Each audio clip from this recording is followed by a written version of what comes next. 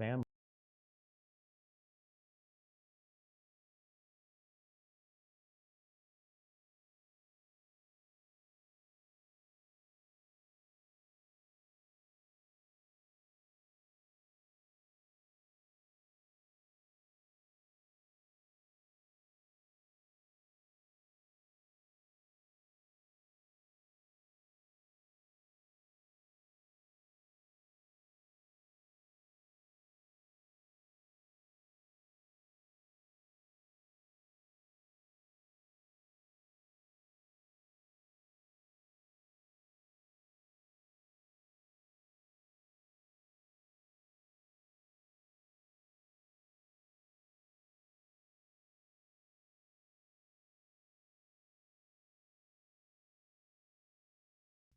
It's about being willing to listen, to adapt, and to put our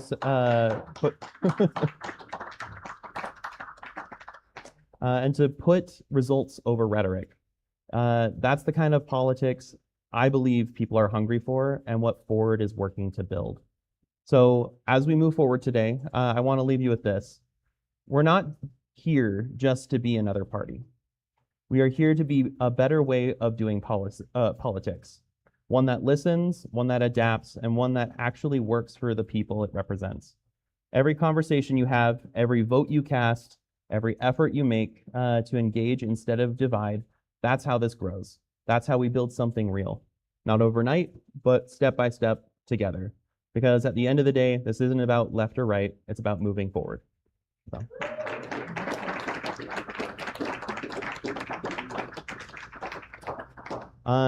We'll move into letting the candidates have a moment to talk. And we'll have it in order of Julie Smith, then Wayne Woodfield, then David Hinckley, Russ Rampton, and then lastly, John Boyd. And then we'll go to that point. Pass this off to you real quick. I'm probably good about it, but we'll try. Can you all hear me without this? Oh, they need it for that. All right. Oh. Yeah, okay. All right. I don't know if I've got.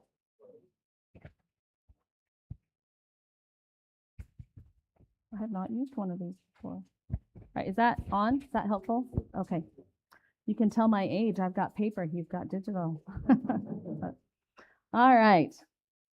We hold these truths to be self-evident, that all men are created equal, that they are endowed by their Creator with certain unalienable rights, that among these are life, liberty, and the pursuit of happiness, that to secure these rights, governments are instituted among men, deriving their powers from the consent of the governed, that when any form of government becomes destructive to these ends, it is the right of the people to alter or abolish it. Ladies and gentlemen, it is time to alter our government.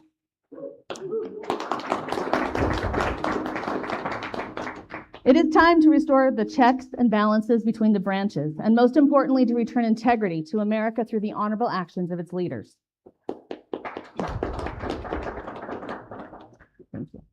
During times of chaos or confusion, it is important to focus on the rules, our founding documents. Unfortunately, too many people have never read them or don't fully understand them. Our current society values politics, then people, then principles. We can reorder society by remembering our principles, applying them to humanity through our actions, and only then acknowledging political ideologies. My campaign is not traditional. My overall goal is to unify America and Americans through connecting and educating people and spreading the need for civic virtue. Because everyone needs to do their part in reminding America of who we are and what we stand for, and needs to give of themselves through actions of civic virtue. I'm running for Utah Legislative House District 63. My name is Julie Smith, and I'm a U.S. history teacher. I spend every day talking about America. My students learn the facts and why they matter. We explore the reasons, the repetition, and the humanity of us all. I graduated from BYU in history and English teaching. I also hold a master's degree in American history from Gettysburg College. As a historian, my areas of research focus on historiography, the act of learning and using history, constitutional government, and civil rights and equality. My thesis focused on the long-term impacts of those held at the Topaz internment camp near Delta, Utah. I've had some wonderful opportunities to present at multiple state and national conferences to share teaching ideas with other educators. On a personal note, I have been married over 30 years. We have 5 children and almost 4 grandchildren, 2 coming this summer. I've been a Springville resident for 15 years and a Utah County resident for 39. 3 of our children also live in Springville and all attended Springville schools. I am truly rooted in Utah. My ancestors founded Springville, Spanish Fork, Mount Pleasant, Pleasant Grove, and Fountain Green. In my free time, I enjoy reading, writing, traveling, writing lesson plans. I actually really do like that. I know. It's good somebody does, huh, right? And being with my family. Although my campaign is a bit untraditional, I am very excited to share my love of history and government with you. What is civic virtue? Civic virtue is when individuals act on their integrity and are willing to personally sacrifice for the good of the community. Civic virtue is doing what is right because it is the right thing to do, not because the person gets something from it. It is the giving of yourself to build others. It is reaching out and reaching up unitedly. Civic virtue requires individuals to use their agency positively to unite and build.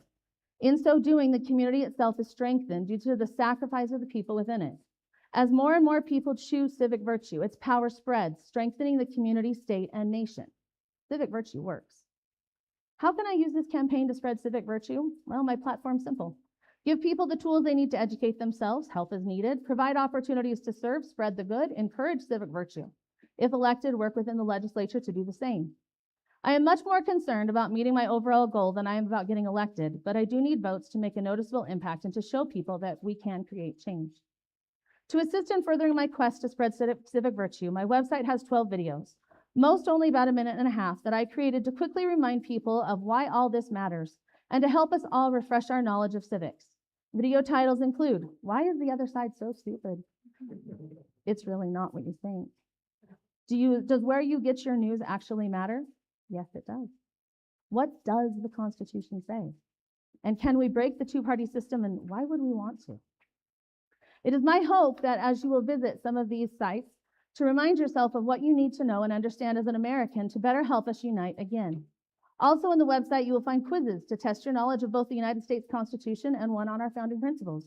In addition, you will find a link that goes over the concerns I have about important issues such as polarization and the people's responsibility, gerrymandering and Prop 4, voting access, education, the Great Salt Lake, and affordability. I also share what questions every legislator should be asking themselves before they vote on any bill. In the future, I will be sponsoring community civic virtue events to help you get out and meet others so that we can remember who we are and that America is and has always been about people helping people as we work together to address these important issues with awareness and integrity. In conclusion, I leave you with the preamble of the Constitution as it outlines the purposes of government so that we can rededicate ourselves to its fulfillment. We, the people of the United States, in order to form a more perfect union, establish justice, ensure domestic tranquility, provide for the common defense, promote the blessings of liberty for ourselves and our posterity, do ordain and establish this Constitution of the United States of America. May we all work to fulfill its promises as we act with integrity and do our duty as we practice civic virtue. Thank you. Julie Smith, Utah Legislative House District 63.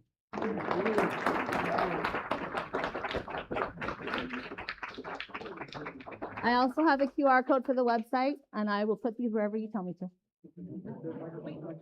And I need to give back the mic. Thank you.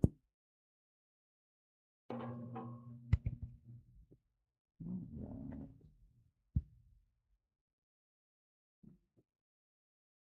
have not understood how that works. There we go. Okay.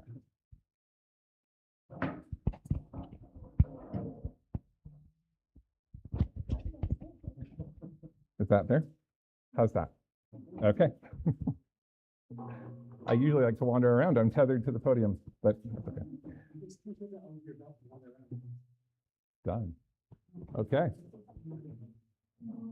Please come on in. So my name is Wayne Woodfield. I'm running for Utah State Senate District 21. It goes, yeah, goes all the way around from Lehigh, Alpine, Highland, Cedar Hills, American Fork, Pleasant Grove, Linden, not all of those cities, but much of them. The slogan I've chosen for my campaign has been principled leadership, fair representation, Utah values, in that order. And so I'm going to start from the bottom and work my way up here. I'll go really quick on these first two because the last one I want to dwell on a little bit. Utah values I want my campaign to feel very familiar to you. I would like you to feel nostalgic about a time when this state was the best run state. It is perhaps up there still, I would say, but it was run by the likes of Chris Cannon, Gary Herbert, Bob Bennett, Mike Levitt, Norm Bangerter. These were true patriots, people who I think when you think back to those times, you would think, yeah, politics was good back then. And I would like my campaign to feel familiar to you in that way. Those are the values I would like to call out when I'm talking about Utah values. These are values of freedom, personal responsibility, hard work, fiscal responsibility, good things. Next up, fair representation. Now, this sounds really obvious, like this would just be a no-brainer, but that is not the goal of our current elected officials right now. Their goal, if they are a conservative, is to steamroll the liberals. If they're a liberal, it is to steamroll the conservatives. And that puts you in a tough place because no matter what you are, somebody is trying to silence you. Somebody is trying to steamroll you. And that's not representation. Instead, what they're trying to do is make it harder to vote, use gerrymandering to silence regional majorities, diminish the power of their opposition, consolidate their own power. Now, I'm going to surprise you with one thing. If you are a conservative wanting liberals to not exist, or if you're a liberal wanting conservatives not to exist, is actually okay as long as it is done by persuasion. But that is not what's happening right now. Instead, somebody has to be silenced with laws, tricks, tactics, maps, but those people are still there. And this is a statement I want to make very clear, and that is if the power and influence of a group is diminished, but the numbers of that group has not diminished, then a voice has been silenced, a person has been disenfranchised, and we as a nation and we as a state are worse for it.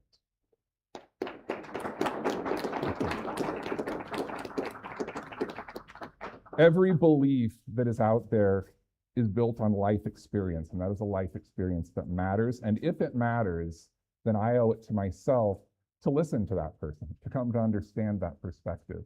And whether I vote with them or whether I agree with them or whether I change my view about that thing, no matter what, I need to understand it. I like to be like that debate teacher who says, you are arguing for and you are arguing against, and no matter what, you may have a view, but I need you to understand both sides, and I am committed to that. You can relax around me because I'm not trying to shut you up or shut you out. Last of all, principled leadership. Now, if you have read the pledge that each of our forward party candidates has to sign in order to be a forward party candidate, I think you would find it lovely.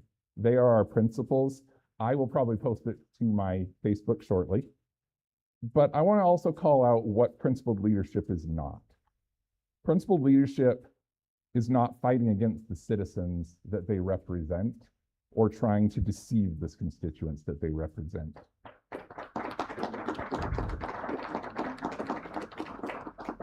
And they do this because you have a power that they don't want you to have. You have the power to check their power. In 2024, our legislature tried to pass a constitutional amendment that says that if you check their power, they can uncheck that power, which is no check at all. They knew you would have to vote for it. They knew that it was going to appear on the ballot in plain English and that you would see exactly what they were up to. And so they passed a second law that allowed them to be the ones to write the language on that ballot. And they wrote that language, never mentioning the change they were making, and trying to trick and deceive their own constituents. If you live here in Utah County, your legislator, your senator, and your representative probably voted both for that constitutional amendment D and for the bill that allowed them to write that deceptive language. I have the distinct opportunity to run against Brady Brammer, who was the sponsor of the bill that allowed them to write that deceiving ballot language. No matter how you feel about it, now, there may be some parts of that that you maybe even feel some sympathy towards, but it doesn't matter. Nobody likes being tricked. Nobody likes being deceived. I will be transparent with you and I will act with integrity and I will never try and trick you. This is a low bar, but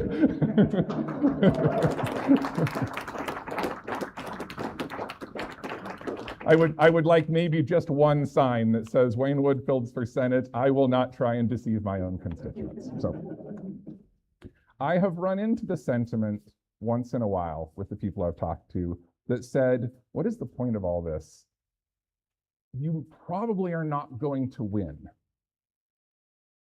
It is something that all candidates of a third party or even a second party in Utah, because we are a one-party state, grapple with. But I want to call out something very important about the importance of this. I did tell one of a friend of mine about this whole fiasco with Constitutional Amendment D and Brady Grammar. And his response to me was, well, there should be a consequence. What, they get to just walk away and then retool and try again? Doesn't anybody get fined? Doesn't anybody go to jail for that? And I said, well, in politics, that's not how it works. I said, the press gets to shine a light on their misdeeds, and then the people get to vote against them. You get to vote against them. You get to make a different choice. And he looked at me with all the sincerity that he could muster, and he said, but I can't. I can't make a different choice because my beliefs are here and the other choice is way over here. I can't make another choice. And because he can't make that other choice, he can't hold them accountable. Because he can't make that other choice, nobody is holding them accountable. And because nobody is holding them accountable, they run amok here in Utah, out in Washington. This is why the Forward Party is important right now. Person sees somebody doing something wrong, they can vote for somebody else, and then that party can lose, and then they can return to them once they have fixed the problem. And I'm fine with that outcome as well.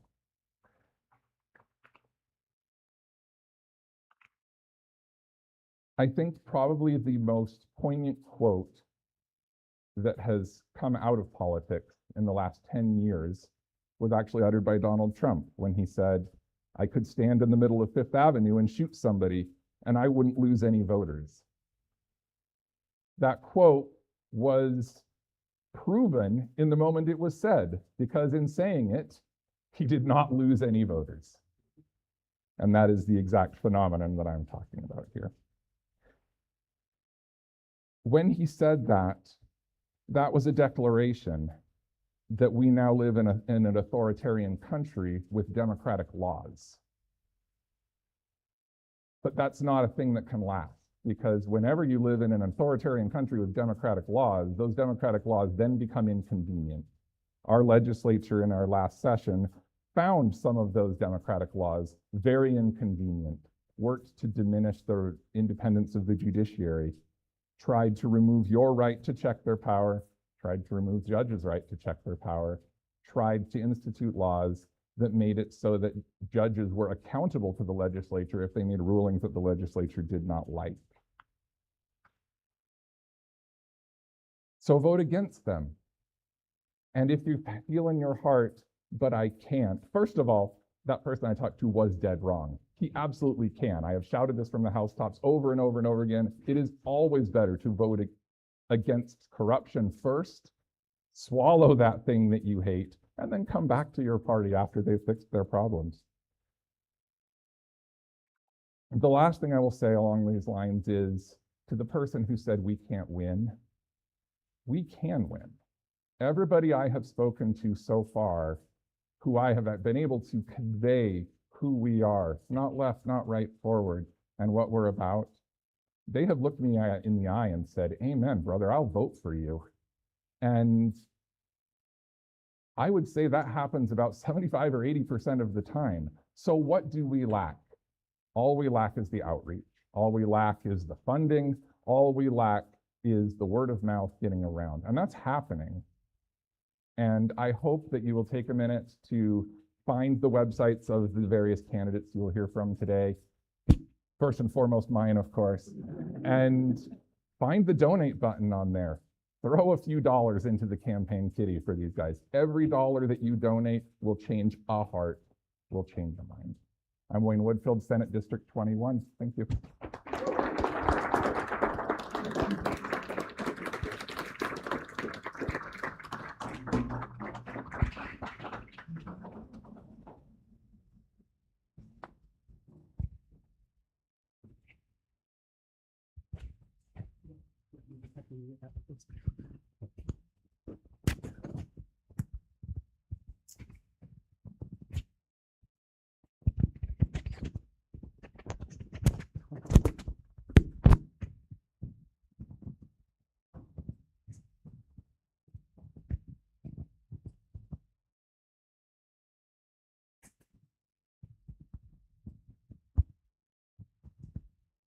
Success.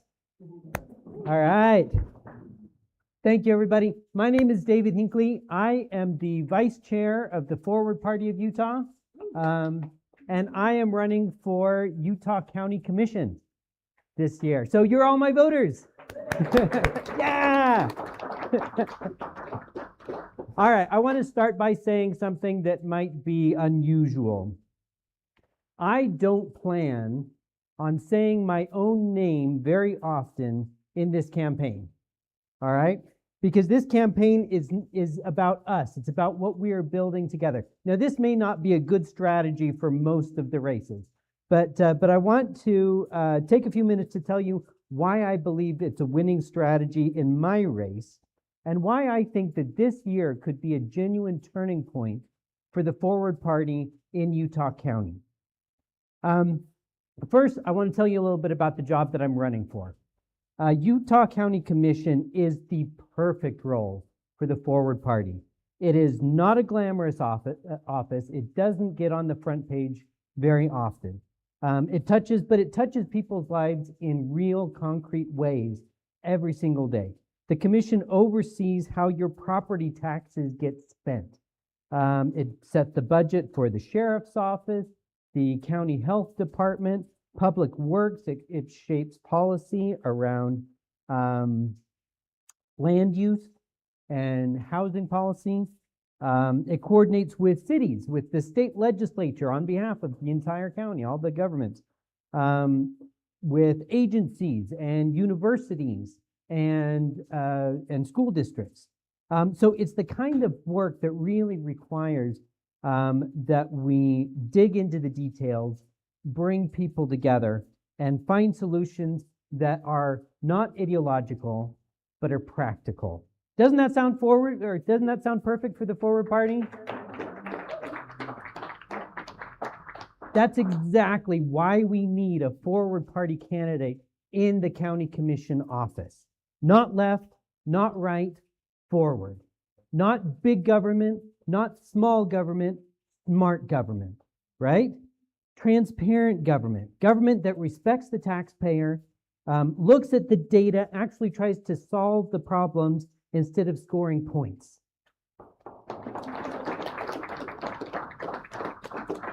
And that's the kind of county commissioner I would like to be. That's exactly the kind of party that we are trying to build, that takes that kind of tack.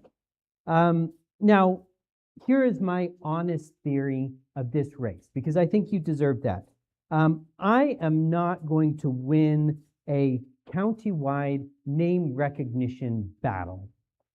County commission races are expensive. Running a full-scale campaign in a county with 800,000 people in it is expensive. It requires hundreds of thousands of dollars. I don't have hundreds of thousands of dollars. If you have hundreds of thousands of dollars, please talk to me. I would be happy to have that conversation. But come election day, most voters won't know who any of the candidates are in this race. That is just the reality with a county race. But here's what I've come to believe. That reality presents an opportunity. Think about what's happening in Utah County. We have forward party candidates running in legislative races from Lehigh to Eagle Mountain to Spanish Fork and Springville. And then everywhere they run, Russ Rampton and I, for county clerk and for county commission, are both on those same ballots for these countywide races. That means that everywhere a voter sees a state legislative candidate who's forward party, they are seeing 2 or maybe 3 other candidates on that same ballot that are forward party. And that means network effects. What a network does for us is it creates something that no one candidate could do on their own. It creates repeated exposure to the forward party. It gives heightened credibility. It gives the sense that this isn't just one person with a great idea. This is a whole movement of great ideas with real substance behind it. I want voters in Utah County to be thinking things like, I keep seeing forward party candidates everywhere. Or, oh yeah, there's another forward party candidate. I really like what they stand for. And that's the goal.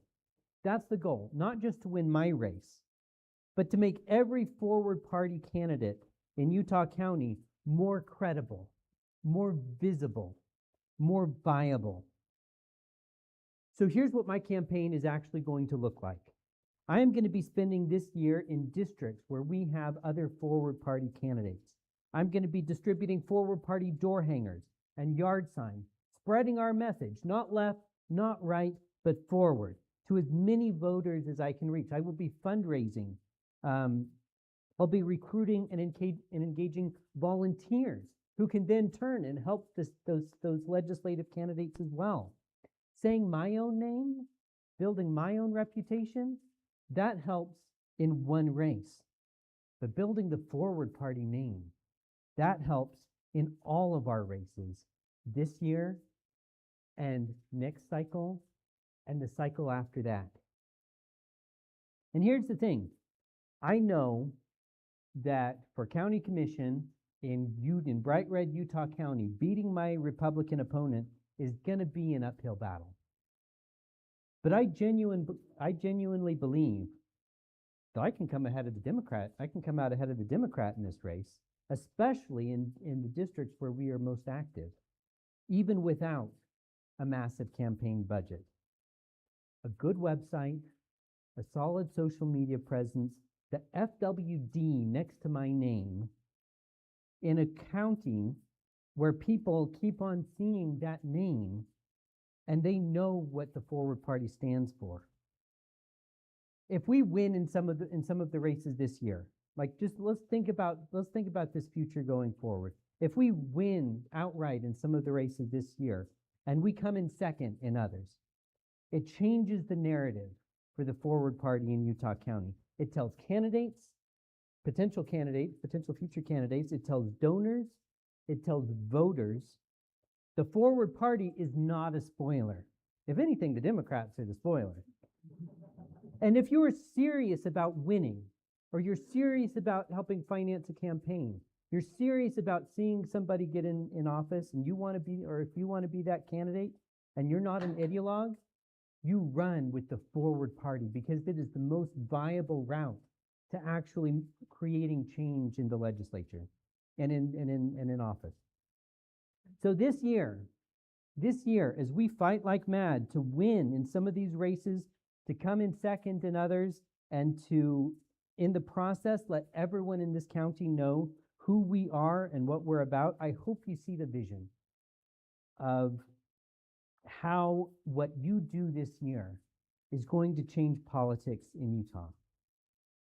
We are going to be able to create a long-term home for those who reject partisanship, and it's going to be a force for progress in the years to come.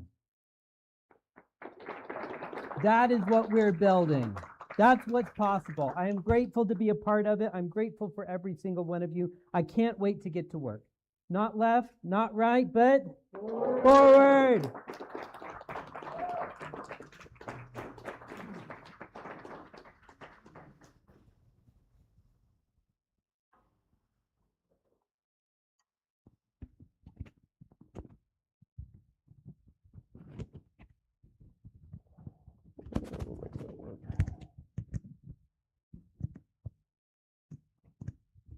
Should have worn a tie just for that. My name is Russ Rampton, and I would be honored to be the Forward Party candidate for Utah County Clerk.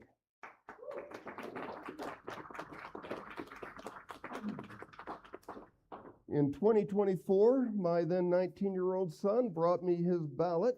He had gotten down to the county level races and says, "Dad, what do I do when there's only one name?" I said, "You hope they're good." Right now, our Republican colleagues are eating their own to try to figure out who will be the ones to be on the ballot in November. I wanted to make sure that no matter what happened for county clerk, everybody would have a choice in November. And that's why I'm running. And that's why I'm running as a Forward Party candidate, also because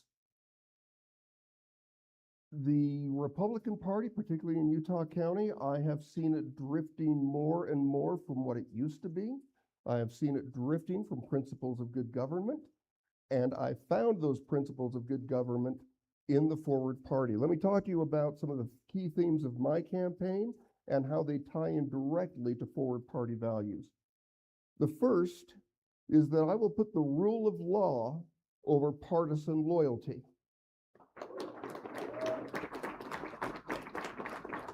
If you're not aware, the county clerk is the chief elections officer. And one of the saddest things, worst consequences of this age of hyper-political polarization that we live in is that election administration has become politicized. That there are Republican ways of doing it and Democratic ways of doing it, and that's not how it should be. There are good ways of doing it, there are not as good ways of doing it, and there are horrible ways of doing it, and we need to figure out what those are. The other thing that I will talk about is that rule of law connects us back to a Forward Party value. Rule of law and respect for the Constitution. And when I think respect for the Constitution, the most important thing in my mind is respect for its basic principle, which is separation of powers. Separation of powers between federal and state and local levels, separation of powers between legislative, executive, and judicial branches. The county clerk is executive branch. They don't make policy. They execute policy. Now, that being said, when elected, I will spend the 45 days of the session helping lawmakers to understand the impacts of their decisions, understand the impacts that policies might have. But at the end of the day, and at the end of the session, I pull out the lieutenant governor's code book, which is about that thick, full of election law, and run the election according to the laws on the book. Now, there are ongoing debates and discussions about election policy right now. I'm not going to get into the depth with that unless you want to talk to me afterwards. If you need to geek out on election policy, I'm your guy. If you want someone to explain what the SAVE Act does or does not do to all of your friends, have a housewarming party, invite me over. I can go for hours. But for now, we'll just say that there are policy ideas and aims and sometimes slogans, policy details, and policy execution. And it's down here in the weeds and the details where this person needs to be. The other thing to understand is that in a county with over 300,000 voters, the county clerk isn't necessarily responsible for elections. They are responsible for the people who are responsible for elections. They are the executive director of a very large staff, which right now, under the current administration, has seen tremendous turnover. I would like to bring some stability to that and be able to attract and keep really good candidates. Thank you. I said candidates, but what I meant is staff. It is the career service employees of the county that are the ones that make the elections work. It is the people that show up for a week, twice a year as part-time gig workers that make elections work. And all of that has to happen when you understand the whole thing. And in all of this, my goal comes back to a forward value. No matter what we do, we want to strengthen democracy and restore the voter's voice through elections that are free and fair, secure, and accessible.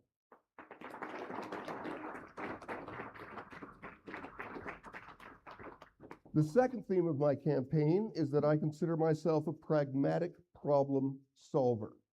Again, not driven by ideology, but driven by what works. Takes me straight back to the forward party value to use data to drive collaborative and effective solutions, regardless of their ideological source. The data needs to run the narrative. One of the biggest problems right now, again, in election debate is we are still dealing with disinformation. And again, it's because my social media algorithms, I'm the guy who's, the only thing I see now is politics and religion. That's the only two things on my feed. But I follow a lot of the election deniers simply because I want to know what they're up to. And they're still shouting the debunked non-facts from 5 years ago. We can't let that run the story. We have to make decisions based on data. And we make policies, internal policies and internal systems and processes of how we process everything from registering the voters to collecting the ballots, to counting them, to announcing the results at the end. All of those things are a system in place that no matter who's running the system is sufficient. I remember thinking, and it was really weird, I guess 8 years ago now, I was assisting a bit with one of the county clerk's candidates' races, and she was saying, I want to put systems in place so that even if a Democrat gets elected, things won't break. Now, a Democrat didn't get elected. Something far worse happened.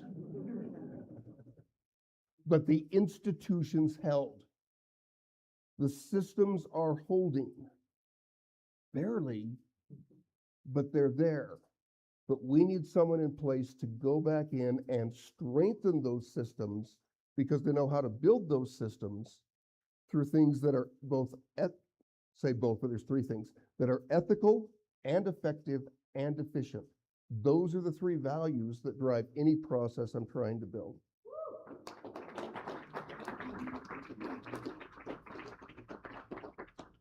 The last theme of my campaign is that I'm an experienced public servant. I have been working in the clerk's office since 2020. I worked all three elections during 2020 and various parts of it. I've done signature verification, I've done ballot pickup, I've done reconciliation, and all of the things that you would do, I've seen them done, and I've seen it on the back end. And so when people are saying, oh, all of this other stuff happened, I'm like, well, not in Utah County because we know how to do it right.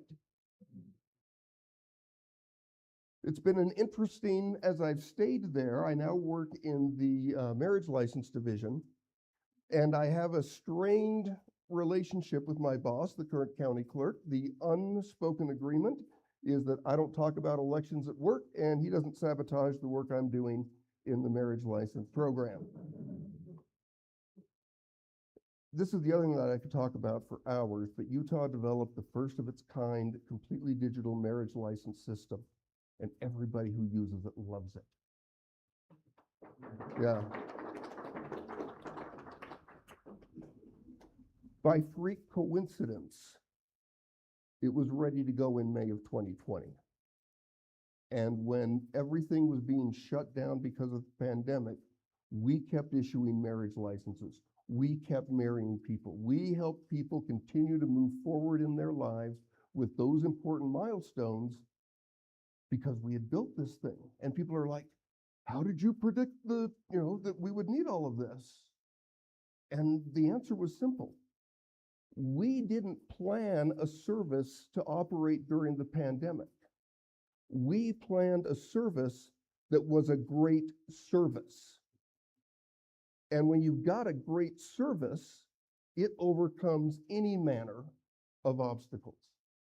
That's the most significant thing that I've learned from that. The other thing I've learned is that a good online service has a shelf life of about 3 years.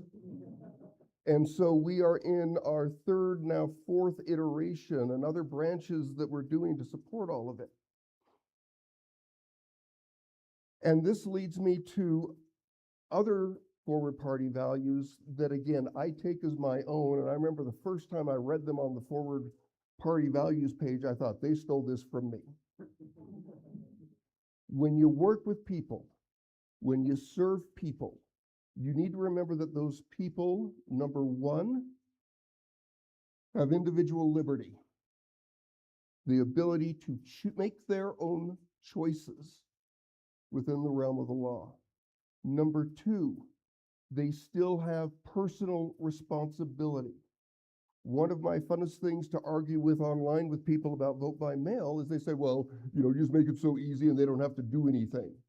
And I'm like, no, they still have to do things. They have to do a lot of things. I'm going to ask for your time. I'm going to ask, particularly if you have more, invite me to come and talk about the voting process. And invite me to come and talk about the voting process. Invite me to come and help people understand what fears they might have or concerns about this voting method or that voting method.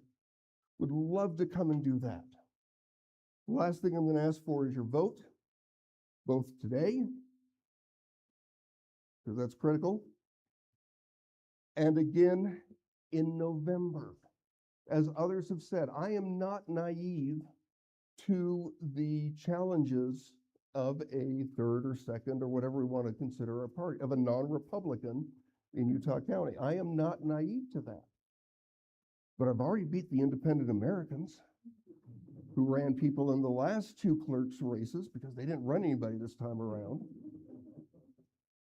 I defeated and conquered my enemies in the Democrat Party because I turned them into my friends.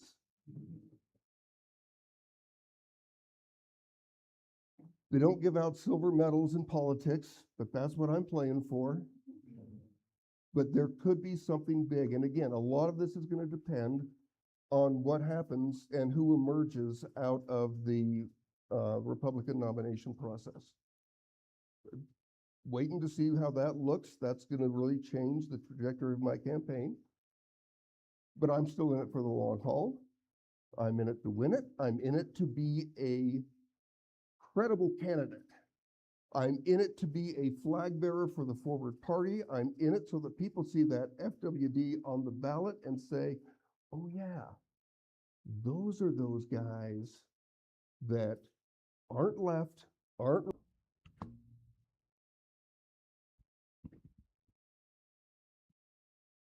This is the first test, right? Make sure I can get this on. How'd that go? Pretty good? All right.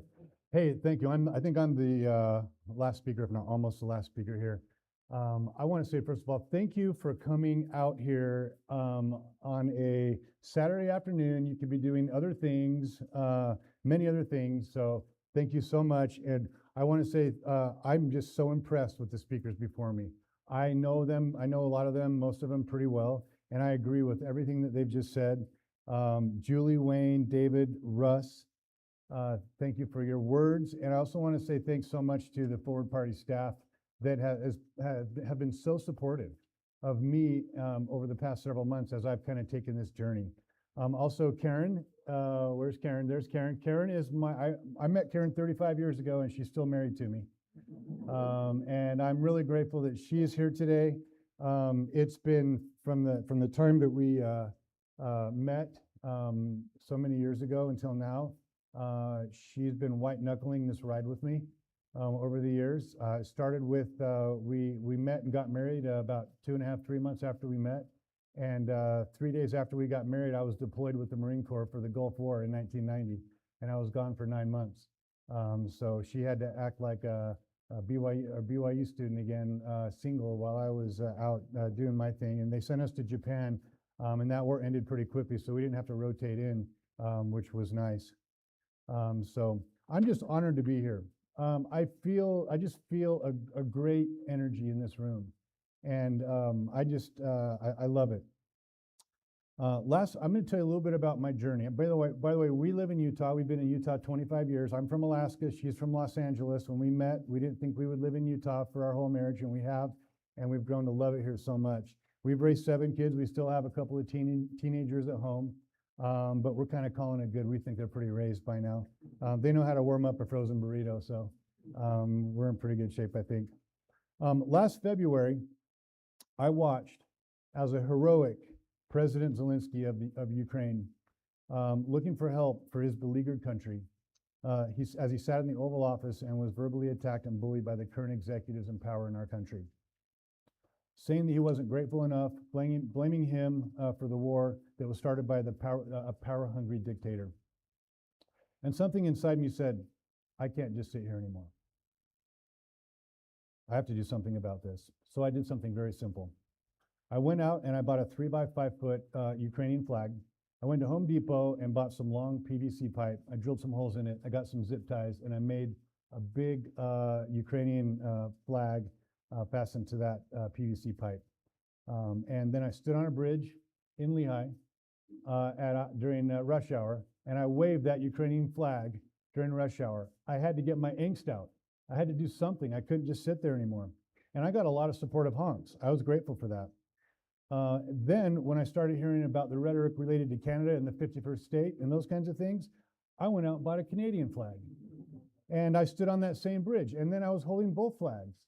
I did that for a few weeks last February. It was a little bit chilly, probably a little colder last February than it was this February, this year. Because that's who we are, or at least that's who we're supposed to be. A country of allies, a country of truth, a country of respect. But that moment led me to something bigger. I started going to congressional town hall meetings. By the way, I'm a political rookie. I kind of prefer to ride my dirt bikes and go fishing with my kids and go camping. But I am in this now, and I'm all in. I started going to town hall meetings and asking questions. I started going to protests. I started talking to my neighbors. I started knocking on my neighbors' doors, not even knowing what I was going to say.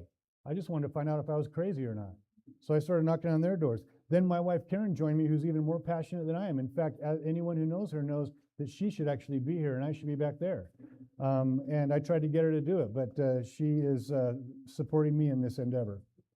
And then one conversation turned into 10, and 10 turned into 100, and now I've made it my mission to knock on all 10,000 doors in my district by November.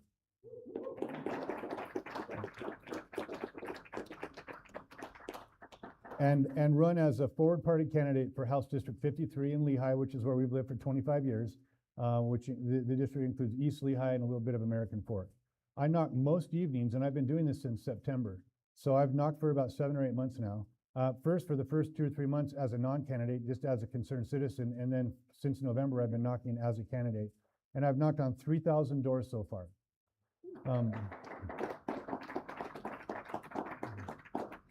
And I have to tell you, I absolutely love it. I love knocking on those doors and talking to the people because I am learning so much. And I get to actually let people vent a little bit, and I get to vent a little bit, and we get to have a respectful conversation. And I've talked to some very far right people and some moderate people and some far left people. I've been told to move to Cuba. I've been told I've been told that maybe I should get off the property quickly, or I might be in harm's way. And so I've done that. So I've enjoyed I would say, just like Wayne said, though, most of the conversations that I've had have been very friendly and very supportive of what I'm doing. In fact, I would say 7 or 8 times out of 10, when I tell them what I'm doing, where I'm trying to get people back to the table and have respectful dialogue, they kind of roll their eyes and say, thank you very much. I agree with what you're doing. What I've learned is that we are living in an unprecedented time right now. I've learned that most people are reasonable and want to get back to civil dialogue. I've learned also that people don't know what to believe anymore. When disinformation is repeated so often, the people begin to believe it. And when I talk to people at their doors, a lot of them say the same thing. I don't think I want to get involved in politics anymore. I don't think I want to be a part of it. I think I want to withdraw. People are exhausted, people are giving up, and people are kind of cocooning, they're climbing up, and they're getting reclusive about this. And I understand that feeling, but here's the reality. It's too late for that. We don't have that option anymore. We are all involved now. no matter whether we like it or not. We are involved in this because the decisions being made in Washington and right here in Utah are profoundly affecting every single one of us every day. Some in positive ways, but many in ways that are harmful and even dangerous. We're seeing our Constitution, our sacred foundation, being tested and in many ways, in many cases, ignored and disrespected like never before. We're seeing attacks on the press, on freedom of speech, on universities, on law firms. We're seeing people, immigrants, and even citizens being detained, deported, and in some cases harmed without due process. I met a man while knocking on doors who came out to find me after I'd already left his house. He walked down and tried to find me on the street, and he said, "I need to tell you something." He said, "My wife is an immigrant from India, and she's legal. She's a legal immigrant from India, and she's afraid to leave the house." Think about that. A legal resident afraid in America to leave the house. We're seeing judges attacked, court orders ignored. We're seeing tariffs imposed, and wars started without proper constitutional process, proper congressional approval. We're seeing voter suppression efforts driven by disinformation. Russ talked a little bit about disinformation. Like the SAVE Act nationally, and bills like HB 479 right here in Utah that just tried to get passed related to mail-in ballots, where they wanted us to walk in those ballots. I actually commented, I made a public comment in that hearing. Underneath all of this, though, is something deeper. It's called disinformation. Disinformation is not just a problem, it's a plague. It's at the root, I believe it's at the root of most of our disunity. It's poisoning our conversations, it's dividing our communities, and it's eroding trust. I had another young man come out to find me after I knocked on, I remember this, it was an apartment complex, and I had talked to him, then I went and knocked on some more doors, and he came, he was looking all over in the other apartment buildings for me, and he found me. I was on the second floor. He came, walked up the stairs, and he was kind of out of breath, and this guy was probably 23 years old. He said, "Can I ask you a question? I don't want to bother you, but can I ask you a question?" I said, "Yeah, go ahead." And he said, "What can we do about the disinformation?" He was worried about that. That should stop all of us in our tracks. Here's the reality. Trust is almost gone. Trust between parties, among lawmakers, among citizens, and without trust, democracy doesn't work. So what do? Let's act. We get back to the table, not to shout, not to score points, but to listen. We bring back respect, compassion, and truth. We bring back facts into the conversation. Let's check our sources. Let's not just say things because we heard it on a news source or from somebody down the road. Then when this happens, something powerful evolves. We can actually solve problems and innovate again. I've spent a career in entrepreneurship, and we've had to innovate a lot in the various experiences that I've had. And we can innovate and we can solve problems like what's going to happen with the future of the Great Salt Lake. What about affordable housing for our families, clean air for our children, traffic congestion that's choking our communities, protecting voter voice and initiatives like Prop 4, strengthening education and supporting our teachers. Thank you.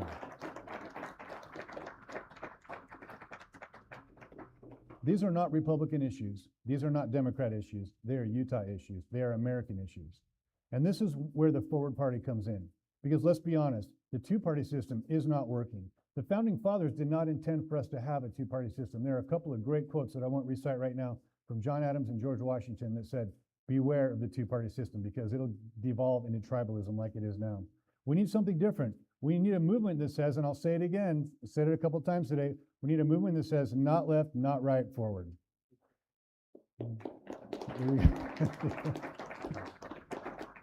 And in my opinion, there has never been a more important time for that movement than right now. And here's the most important part. We cannot just sit back and hope things get better. We have to act. Every single one of us has to do something. That might be standing on a bridge. It might be writing letters. Karen has written 3 times as many letters as I have to our congresspeople and others. Putting up signs, talking to your neighbors, coming to an event like this, supporting candidates that you believe in, becoming a delegate in your party of choice, getting signatures, showing up to meetings and even protests. Because democracy is not a spectator sport. It requires participation, it requires courage, and it requires people like you. So tonight, I stand before you as somebody who does not have all the answers, but as someone who wants to listen, to respect, to work, and to serve. Someone who believes that we can restore trust, that we can bring back truth into our conversations, and that we can move Utah and this country forward together. Now let's get to work. Thanks so much.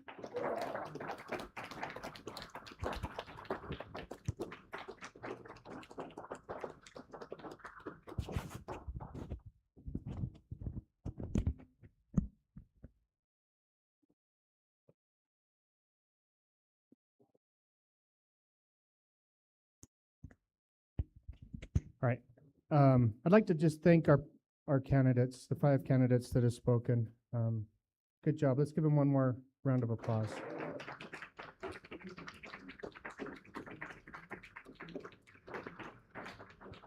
Adam's going to take a few minutes and just talk about the voting, how that's going to work, and a few housekeeping. Thank you. So for those of you who've been to one of our conventions or events before, or maybe you participated in Senate District 11, who knows? We've been using a system called CIV, Secure Internet Voting. That's our main system. If for some reason you don't have a technology device or you can't vote via the online system, there are some paper forms that we can potentially use. The strong preference is obviously for the CIV system if you can make that work. So for those of you who have pre-registered and got all your information verified, or you've come and talked to me and we sorted it out, you should have received an email that has a test vote in it. And this one is just about your favorite flavor of ice cream, okay? So it's pretty chill. The only purpose is to make sure that you understand how to use the system. If you did not receive that email, that means that you are, for all intents and purposes, not voting today. So you should come to me and verify what's going on. It's usually pretty simple. It's just a matter of you forgot to RSVP, or we didn't have your voter ID, or in some very particular cases, Alan, you're one of them. Me and Don and Tamara as well are all withheld, so we just need to get a little extra information. I don't know. I didn't even do that. I think the state did it for me, but we will, once we get all of that squared away as best we can, I'll start sending out the emails for the specific candidate races. And then those will be open. I think we're going to say till 6 p.m., maybe a little bit later, depends when I decide to lock it. But get your votes in before then. And yeah, that's pretty much all I have. Okay, thanks, Adam. I have one more piece of housekeeping item.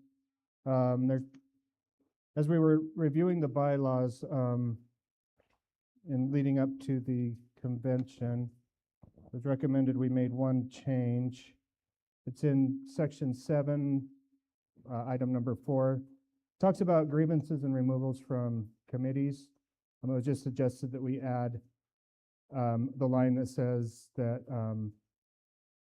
well, I'll read the whole section and highlight the line. It says, members of the committee of other committees may be removed by a 2/3 vote of a quorum of the central committee. The concern was we don't have a central committee right now, so we would have no way of removing somebody if we needed to. So we added the line, or a 2/3 vote of the quorum of the executive committee. Do we have any comments or concerns about that?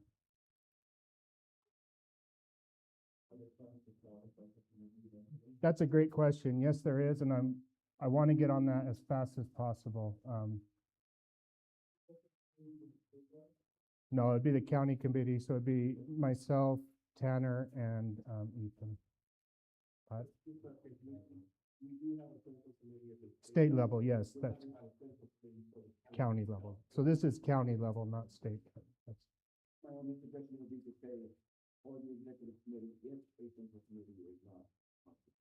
That's okay.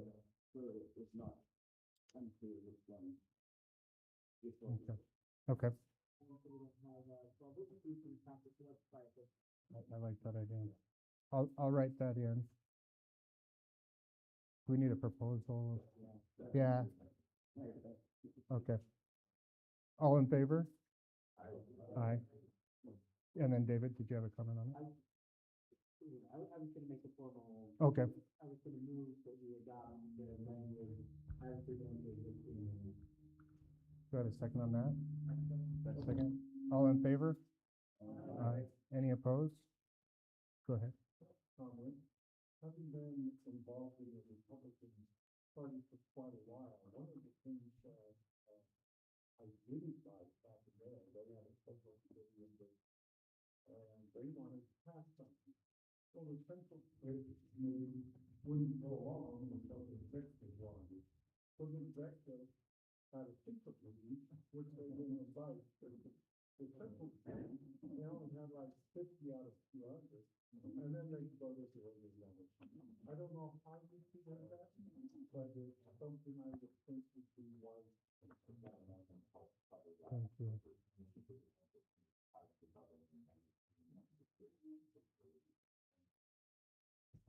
Thank you for all your comments, and we'll keep that in mind. All right, Adam. Yep. I've got this from Phil as well. So for those that are like maybe online or trying to participate remotely, if you're having any issues with the ballot or anything like that, just reach out by email to vote@utahforwardparty.org. Okay, then we'll help you.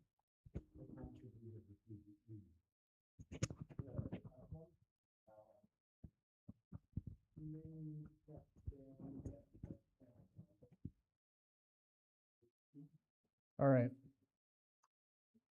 Just got a couple, I'm gonna give a quick few remarks here, and then I'm gonna turn some time over to Ethan, and then we'll wrap up. I know we're already getting a little bit over time. When we talk about politics today, it often feels like we're talking about teams. Red versus blue, left versus right, win versus lose.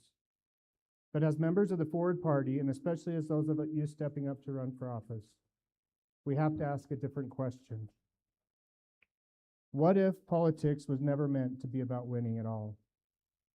Because when politics become consumed with power, winning power, holding it, expanding it, protecting it, something important gets lost. The focus shifts away from the people. And when that happens, the real losers aren't the parties. The real losers are the American people. And that's where we come in. We are proof that a different kind of politics is possible. The Forward Party isn't here to become just another team in the game. We exist to change the way the game is played. That means our campaigns, our messaging, our leadership have to reflect something different, something better. Forward is grounded in values that are simple but not easy, putting people over party, embracing collaboration over division, and focusing on political solutions instead of ideological purity. Because every time a decision is delayed because compromise is seen as weakness, people lose. Every time a policy is shaped more by what polls well than what works well, people lose. Every time leaders prioritize their political survival over the country's well-being, people lose. That's not why we're here. And it's not how this country began. The founding of the United States isn't a story of perfect agreement. It was a story of deep differences. The people who came together to build this government didn't all think alike. They came from different regions, different interests, different visions of what this country should be. They argued. They disagreed, sometimes fiercely, but they stayed at the table. That idea, staying at the table, is one of the most important lessons we can carry into campaigns and into office. Because forward leadership isn't about avoiding disagreement. It's about engaging in it constructively. It's about being the person in the room who listens when others won't, who builds bridges when others burn them, who keeps working when others walk away. The founders didn't create a system designed for one side to dominate the other. They built a system designed to balance competing ideas, a system that assumes disagreement and gives us tools to turn that disagreement into progress. That's exactly what Forward calls to do. Not left, not right, forward. This isn't just a slogan, it's a responsibility. It means being willing to draw from different perspectives. It means focusing on what works, not who gets credit. It means being accountable to results, not ideology. As candidates, you have a unique opportunity to model something voters are hungry for but rarely see: authenticity, humility, and genuine commitment to problem solving. We don't have to pretend to have all the answers. In fact, Forward values suggest the opposite, that the best solutions come from collaboration, experimentation, and learning over time. So when you're out there talking to voters, don't just tell them what you believe, show them how you think. Show them that you're willing to listen. Show them that you're open to new ideas. Show them that your goal isn't to defeat someone, it's to deliver results. Most Americans aren't looking for a champion in a political fight. They're looking for someone who will actually solve problems. They want safe communities, strong schools, accessible health care, and an economy that creates opportunity. They want stability, fairness, and a sense that their voice matters. Forward values speak directly to that reality. Prioritize people over politics. They encourage open dialogue instead of closed camps. They focus on solutions that are data-driven, locally informed, and built to last, not just to win the next election. And they recognize something critical for all of us. The system itself matters. If you want better outcomes, you have to support a better process. That's why Forward champions reforms like open primaries, alternate voting methods, and more representative systems. Not because they advantage one side, but because they create space for more voices and better solutions. And that means our definition of success has to be different. Winning an election does matter, but it's not the ultimate goal. The ultimate goal is building trust, solving problems, and improving people's lives. If we win by dividing people, we've weakened the very system we're trying to serve. But if we lead by bringing people together, even when it's harder, even when it costs us politically, we strengthen it. That's the kind of leadership this moment demands. The American experiment has always been a work in progress. It was never meant to be easy. It was designed to evolve, to adapt, to improve. And now we are part of that next chapter. So as we run and as we serve, remember this. We're not just trying to win an election. We're trying to redefine what winning looks like. What if winning meant solving problems others avoided? What if winning meant restoring trust where it's been lost? What if winning meant showing that collaboration is not weakness, but leadership? That's the promise of the Forward. Not politics of division, but politics of direction. Not politics of power, but politics of purpose. Not left, not right, forward. Because when we choose progress over power, when we lead with values instead of fear, we don't just win votes. We help build a state and country that works better, and that is a win for the people of Utah and the people of this great country. Thank you.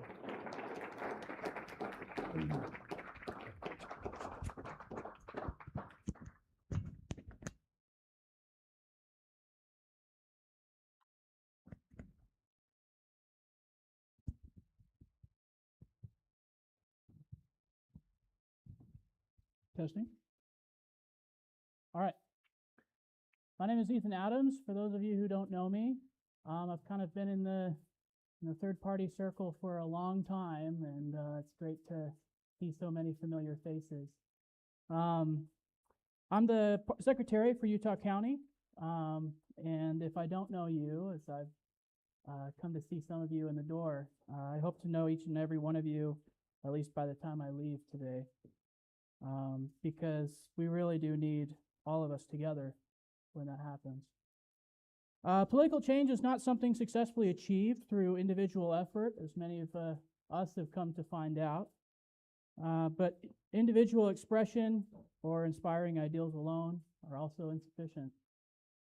Successful politics is a full contact sport, as others have alluded to, one in which coordination, morale, and teamwork is essential for success. History teaches us that any meaningful change requires perseverance and integrity, and only with these elements can a movement inspire unity and sacrifice in others. This does not mean that success is therefore glamorous, immediate, or without disappointment. In fact, there has never been a political movement without disappointment, and there has never been a successful movement that came about immediately. Every single one took decades to build, sacrifices to be made, mistakes to be learned from. Integrity and perseverance are the result of opposition and hardship. Integrity, virtue without opposition, is a conflict of terms. Integrity is not a byproduct of slogans and cultural convenience. It is the result of persistent faith in moral absolutes that do not bend to the winds and wills of convenience. This does not mean that we need to go about it alone. The famous abolitionist Frederick Douglass was, of course, as many of you know, a powerful voice in opposition to slavery throughout his entire life. What is less known about him was his persistent criticism of Abraham Lincoln, of all people. His interaction, or his criticism, mostly stemmed towards his inaction or insufficient action on the issue of slavery. Something that both Frederick Douglass and Abraham Lincoln described as a glaring moral tarnish on the ideals upon which the nation was founded. Douglass and other abolitionists saw the immediate elimination of racial inequality as a moral absolute, and criticized Lincoln for not going enough in his public addresses and policy proposals to eliminate racism from the country. Lincoln, of course, agreed in principle with Douglass, but disagreed on the methodology and strategy through which these aims should be pursued. Lincoln envisioned a slower, more methodical approach that would move the country towards racial justice step by step, line upon line, through compromise, collaborations, and coalitions with those who didn't share the same ultimate vision for the country, but shared just enough values to see beyond themselves and work together towards a common goal. Neither Douglass nor Abraham Lincoln compromised their principles, but both contributed to the passage of the 13th and 14th Amendments in their own ways, permanently ending slavery in a nation that was arguably built by it. Ironically, the 14th Amendment is directly under attack today. This step-by-step inclusive approach is espoused by the Forward Party and allowing candidates to run their own campaigns, to propose their own solutions, and to take out their own positions, provided they adhere to the principal values of the party. Public virtue and integrity is the best path to achieving lasting political change. It is the absence of this moral and ethical integrity that I believe is the root cause of the political quagmire we find ourselves in now, one in which nothing really gets done, but rather an endless cycle of division and hatred. Politicians often compromise or capitalize on whether they get reelected, famous or enriched, the motivations and punishments of the two-party system, and a media culture that prioritizes rage over reason drive rampant distrust in conventional institutions. They promote anti-intellectualism in public health, science, foreign policy, and ethics, and promote an obsession with aesthetic value over data-driven results. All are factors that stand in opposition to public virtue and integrity. It is too easy to fall into this lazy river of convenience, to stand against it. But the will to do what is right in spite of convenience is what gives life meaning. If all we ever did was just do whatever was easiest or convenient, where would you be today? And then ask yourself the question of whether or not you would be happy where that lazy river has led you. Humans are phenomenally bad at guessing what will make them happy in the future. The data shows this quite clearly. But what we learn is what makes us happy, the happiest, is what we stand for and opposition to, rather than what is the easiest or the most indulgent. I joined the party, or the United Utah Party, what was then the United Utah Party, now the Forward Party, 8 years ago, after attending a small meeting in the second story of a bakery just a mile up the road, up in Orem, when I heard candidates, Christine Heath was one of them actually, address these issues head on and with a sincerity that inspired me to believe public virtue is possible. I got to hear from people who not only just said it, but lived it. And for the first time in a long time, I felt that I had found a political home where my integrity was enshrined and not treated as a liability. The priorities of the Forward Party are a critique of the status quo so powerful and aspirational that I feel like Martin Luther nailing them to the closed doors of the Republican convention. Now, what is in this pamphlet is something that I think serves as a model for everything that the two-party system currently lacks. The biggest critique that I get when I talk to people about their compromises in integrity is, well, you just don't know how the sausage is made. I do. I've been in politics for a long time. It's like, we're just not going to get people to be that, motivated or interested in self-sacrifice. Or we're not going to get, having integrity in politics is boring. It doesn't get you clicks on social media, right? When's the last time you saw a talking head on cable news give this great speech about the ethics of democracy and the importance of conventional institutions or whatever, right? You never see it because it doesn't get clicks. What does get clicks is rampant racism, bigotry, and insulting your neighbor. That's not the value criteria that we have decided on for the Forward Party. That's not where the future lies in our politics. And it is up to us as the individuals to decide what we want the future of our politics to look like, what we want the future of our public discourse to look like, and what we want the future of our institutions to look like. Do you want them to look like cable news, or do you want them to sound more like what you've heard today? The choice is up to you.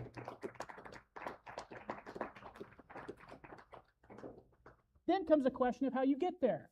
You don't get there by doing whatever is easiest to do. You don't get there by pursuing the Republican Party in the state of Utah because it has the best option of giving you a job. A life without integrity is not one that's worth living.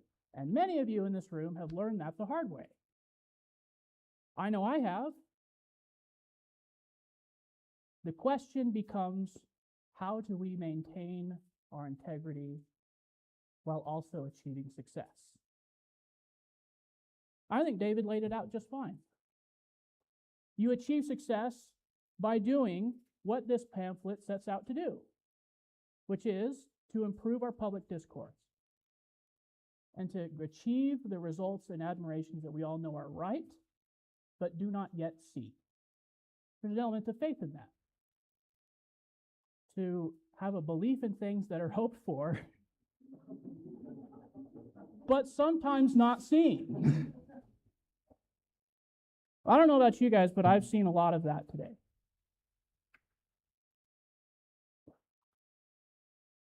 I remember when I first joined the party, it was only a group of about 12 people. But now, we've reached 34 statewide candidates and 2 elected state legislators. Elected state legislators.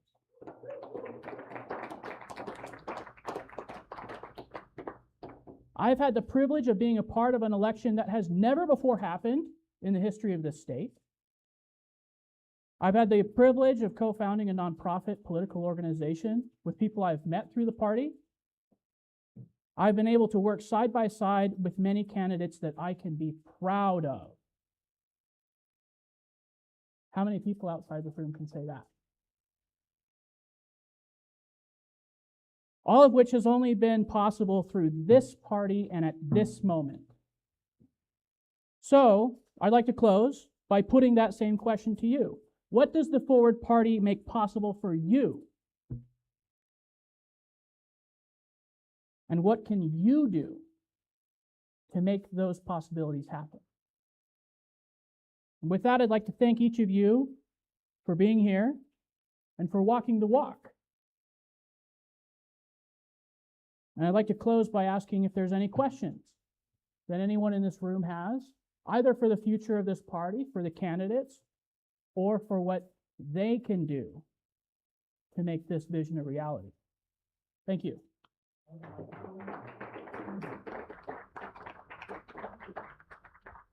Test. I think there was a hand back there.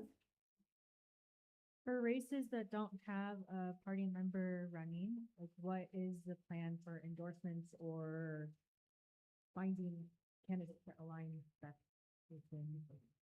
Other people can correct me if I'm wrong, but as far as I understand, the Forward Party does do endorsements, but it's all incumbent on pledge that they sign. So even if they aren't formally a member of the party per se, they might not be in this room, but if they run as an independent, then they sign this pledge, then they can get our endorsement. Is that correct? Yeah, the Forward Party does do endorsement, but yeah, they sign the pledge, and it's a matter of working with the party leadership. Any other questions? Yes. Well, if we have county people running for county offices, don't we all in Utah County have some people that are representing us? It might not just be a Senate or a House seat, but we have county people. Is that correct? Yes, that's exactly right. You've heard from many different candidates today who sometimes their district overlaps with Utah County. Sometimes, like in David's case, it is Utah County and Russ's. But some of them, like, you know, if they go from like Lehigh or whatever, I live in Salem, so I'm not within that district. Does that answer your question? Yeah, but I was just trying to make a point that if we all have, if we're from Utah County, we all have somebody representing us in some office. Yeah, you have at least two. You're guaranteed two. And that's one of the things that I love so much about this movement, as David described, is that, what is the numbers? It's like 80% of Utah citizens will have at least one person on the ballot from the Forward Party. That's a success even in itself. Any more questions?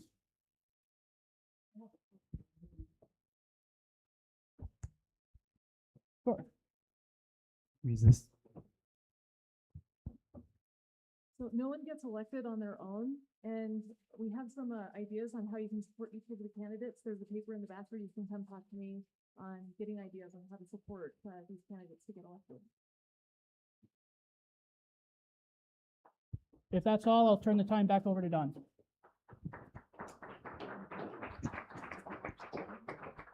Thank you, and thank you for all your time. Now, in an effort to help our candidates, we are going to hold a training right after.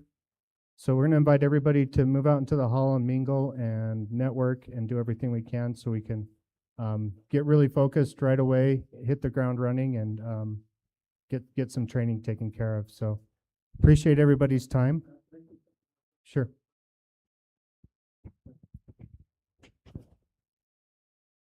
So if you're interested in helping out with any of the campaigns or with the party, I would go to utahforwardparty.org and sign up as a volunteer.